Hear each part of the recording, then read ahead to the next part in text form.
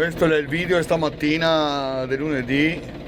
Questo qua dovrebbe essere mais qua sotto, perché ancora un metro di acqua. Sono più di 48 ore che non piove, ma la situazione, come potete vedere, è solo che peggiorata e l'acqua si è alzata.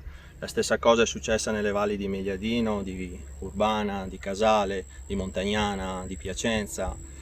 Qui siamo a Borgo Veneto e, come si può constatare, ormai, ahimè, decine di ettari con coltivazioni, bietole, ma di là meloni, zucchine, zucche, per Montagnana, cipolle, patate, ormai sono compromessi.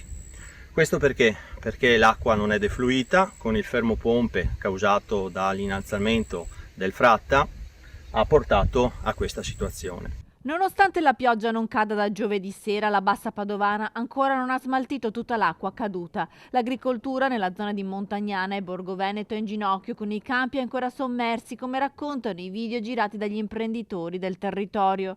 La stima dei danni è grave, ma ancora parziale, perché il deflusso dell'acqua è difficile, dato che il Fratta non riesce a ricevere l'acqua aspirata dalle idrovore.